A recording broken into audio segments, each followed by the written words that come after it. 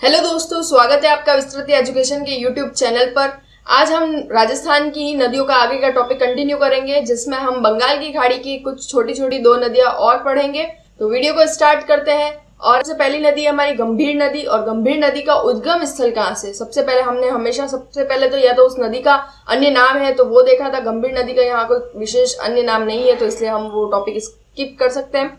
अब हम next point देखते हैं, हम इसका उद्गम स्थल कहाँ से है। तो उद्गम स्थल कहाँ पर है इसका? करौली जिले में। और नंदोती पहाड़ी, नंदोत पहाड़ी भी में भी कौन से गांव में? तो चांदन गांव में श्री महावीर जी। और कहाँ पर है ये? तो करौली जिले में है। कहाँ पर है? करौली जिले में। और इसका बहाव क्षेत्र कौन कौन से जिले हैं? बहाव क्षेत्र में इसमें कुल 3 जिले हैं। देखते हैं कौन से जिले हैं। हमने अभी देखा था उद्गम तो हो रहा है करौली, यानी कि पहला जिला तो होगा करौली। पहला है करौली, दूसरा है सवाई माधोपुर। और सवाई माधोपुर में बहने के बाद भरतपुर में जाती है। और भरतपुर के बाद ये राजस्थान से बाहर निकल जाती है। और राजस्थान में बाहर निकलकर यूपी में जाकर यमुना नदी में मिल जाती है। यानी कि इसका समाप्ति स्थल कहाँ पर है? यूपी में है। और किस नदी में मिल रही है? यमुना। आगे यमुना किस में मिलेगी? गंगा में। गंगा किस में मिलेगी? बंगाल की खाड़ी में जाकर। तो इसलिए ये अपवा क्षेत्र किसमें हो गया? बंगाल की खाड़ी वाला अपवा क्षेत्र हो गया। आगे हम बात करते हैं इसकी सहायक नदियां कौन सी है। सहायक नदियां है भद्रावती, भेसावट, बरखेड़ा। और कौन सी सहायक नदियां हैं? 2 और सहायक नदियां हैं जिनका नाम है अट्टा, माची, नॉट सटकली, अट्टा और माची या माजम, माची। ये कुल 5 नदियां किसकी सहायक नदियां हो गई? गंभीर नदी की सहायक नदी। एक हमने नदी पढ़ी थी गंभीरी, एक हमने नदी पढ़ी थी गंभीरी। गंभीरी जो है वो कहां पर थी? चित्तौड़गढ़ में। और चित्तौड़गढ़ में भी किसकी सहायक नदी थी ये? तो बेड़ज बनास की सहायक नदियों में से एक थी। कौन सी? गंभीरी। तो कंफ्यूज नहीं होना है, गंभीरी आता है तो चित्तौड़गढ़ जिला है, और गंभीर नदी आता है तो वो कौन सी, किस जिले से उसका उद्गम होता है? करौली जिले से। करौली के बाद सवाई माधोपुर, सवाई माधोपुर के बाद भरतपुर, और भरतपुर के बाद ये यमुना में मिल जाती है। कहां पर जाकर? यूपी में। इसकी कुल 5 सहायक नदियां कौन कौन सी? भद्रावती, भेसावट, बरखेड़ा, अट्टा और माची। तो ये उसकी कुल कितनी नदियां हो गई? 5 सहायक नदियां हो गई। फिर आगे मैं बात करती हूँ गंभीर नदी कहाँ से निकलती है। यहाँ पर हम मैप में देख लेते हैं एक बार। करौली, और करौली में भी कहाँ से? नंदोत पहाड़ियों से। करौली में भी कहाँ से? नंदोत पहाड़ियां, नंदोती पहाड़ी। कौन सी नदी निकलती है? गंभीर नदी। और ये गंभीर नदी कहां पर बह रही है? करौली जिले में। करौली के बाद सवाई माधोपुर में, सवाई माधोपुर के बाद में कहां पर? भरतपुर में बहने के बाद किसमें मिल जाएगी ये? यमुना में। और कहां पर? यूपी में जाकर। इसी पर एक बांध बना हुआ है इस नदी पर। कौन सा बांध? पांचना बांध। बांध का नाम क्या है? पांचना बांध। और इस बांध में ही इसकी 5 सहायक नदियां आकर मिलती है। यानी कि पांचना बांध में कौन कौन सी नदियां गिरती है? अभी हमने पढ़ा था भद्रावती, भेसावट, भद्रावती, भेसावट, बरखेड़ा, अट्टा और माची। ये कुल 5 नदियां किसमें गिरती है? पांचना बांध में। तो देखते हैं, कई बार क्वेश्चन आता है पांचना बांध किस नदी पर बना हुआ है? गंभीर नदी पर। और किस जिले में है? तो ये किस जिले में है? कौन सा बांध? पांचना बांध। ये बांध है करौली जिले में। ये बांध कहां पर है? करौली जिले में। और कितनी नदियां गिर रही है इस बांध में? 5 नदियां। यह राजस्थान का एकमात्र ऐसा बांध है जो कि मिट्टी से बना है। एकमात्र बांध जो किससे बना हुआ है? मिट्टी से बना हुआ है। पूर्णतः मिट्टी से बना हुआ है। तो कई बार क्वेश्चन ऐसा आता है कि एकमात्र राजस्थान का ऐसा कौन सा बांध है जो पूर्णतः मिट्टी से बना हुआ है? कौन सा बांध होगा? पांचना बांध। कहां पर है? करौली में। किस नदी पर? गंभीर नदी पर। कितनी नदियां इसमें आकर गिरती है? 5 इसकी छोटी छोटी सहायक नदियां गंभीर नदी की गिरती है। नाम क्या था इनका? भद्रावती, भेसावट, बरखेड़ा, अट्टा, माची।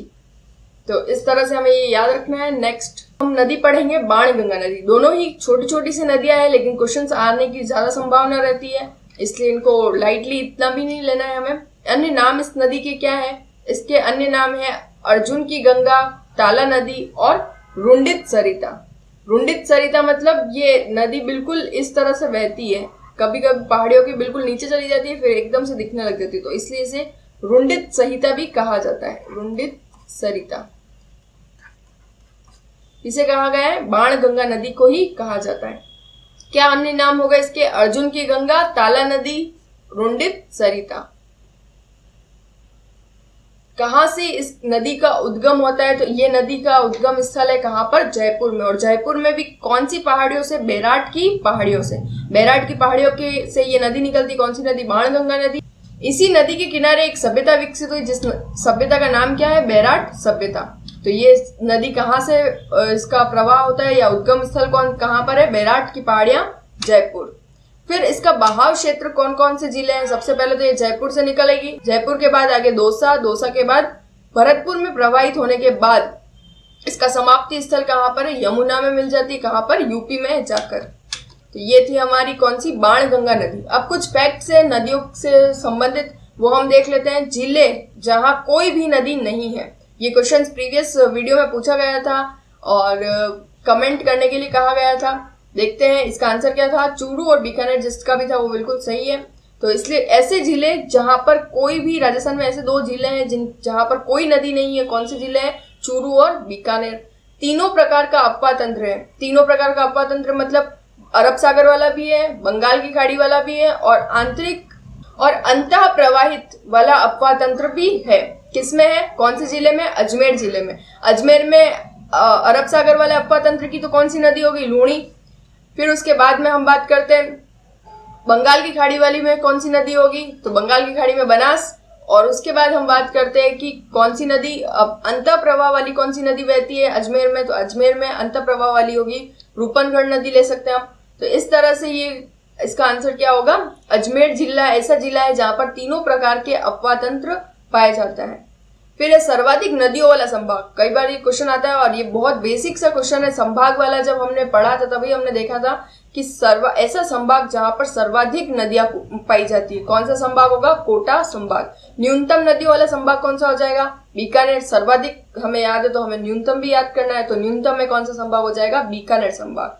फिर सर्वाधिक नदियों का उद्गम स्थल वाला संभाग कौन सा है। अभी हमने जितनी भी नदियां अधिकतर पढ़ी है उनमें हमने देखा था कि उद्गम स्थल अधिकतर राजसमंद, उदयपुर इन्हीं में से हो रहा था। तो सर्वाधिक नदियों का उद्गम वाला जिला कौन सा होगा, उदयपुर जिला। तो उदयपुर जिले में अरावली की पहाड़ियों से सर्वाधिक नदियां निकलती हैं।